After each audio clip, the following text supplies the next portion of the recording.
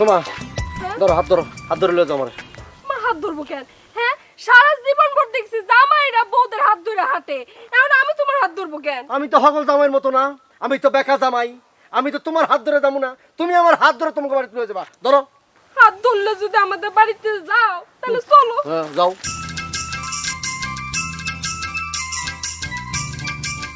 বাবা তৈরি বাপের পোলা, আইতে ব্যান্ড রেডি। আই ব্যান্ড দিকে হাত ছাড়বো? ধরো। যাবি? কই যাইবেন?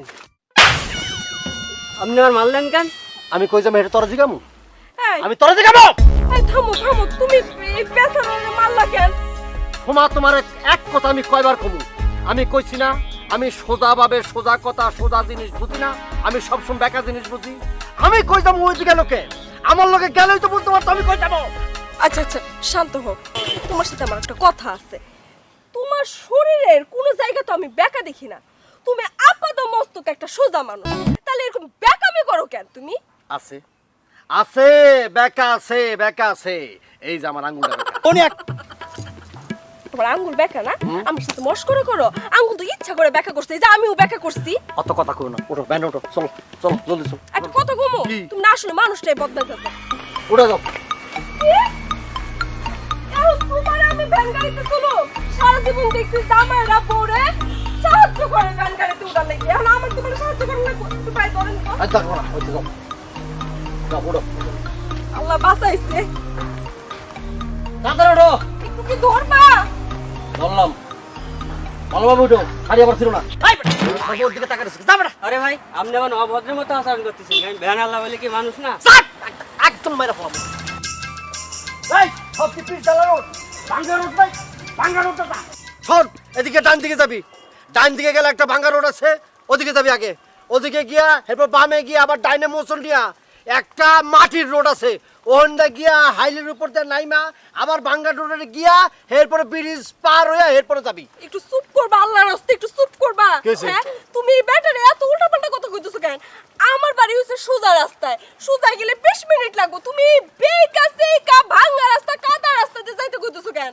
দেও ওয়াইফ, চুপ থাকো। আমি বাকের আলী ছিলাম, আমারে বেকা বানাইছে মানুষকে, আমি বেকা।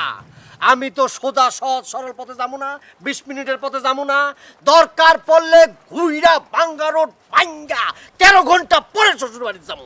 ও এই শালাই তালি বেকা, তাই তো কই লোকটার আচরণ এমন কে? বেকা নাম শুনেছি, কোনোদিন দেখিনি। বেকা আজ আমারে ছাড়বো না, 13 মাইল পথ ঘুরেই শ্বশুর বাড়ি যাইব। আমার ভ্যান যায় যাক, জীবনটা নিয়ে পালাই। আমার বেকারে কি করবো? ওই ওই কই গেলি? ওই ওই হইছে না কাজ দেখো, আরো বেকামি করো, ভ্যানওয়ালার সাথে মন মজায় বেকামি করো। হ্যাঁ, তোমার বেকামির জন্য লোক পালাইছে, এখন কি করবা? কোনো অসুবিধা নাই, ভ্যান ওলাই গেছে গা তো কি হয়েছে, ভ্যান তো আছে, তো ভ্যান চালায়া শ্বশুর বাড়ি যাবো। হ্যাঁ, তুমি ভ্যান চালার ইয়ামাবত কি কয়, পুরাই তো পাগল হয়ে গেছে, পুরাই তো বেকা হয়ে গেছে। এই তুমি ভ্যান চালায় আমার বাপের বাড়ি যাবা? এই মান সম্মান থাকবো? আরে কিসের মান সম্মান থাকবো? আমি কি প্রফেশনাল ভ্যান চালক? আমি শখে শ্বশুর বাড়িতে ভ্যান চালায় যাইতাছি বউরে লইয়া। এর মধ্যে অন্যরকম একটা ডাইমেনশন আছে। বাংলা সিনেমা বাপ। আমি নায়ক, তুমি নায়িকা। সব পারি, এই বেকা সব পারে। এই এমনি করে ভ্যান চালাইতেছো কেন? আমি তো আমার বাপের জীবনে এমনি করে ভ্যান চালাইতে দেখি নাই।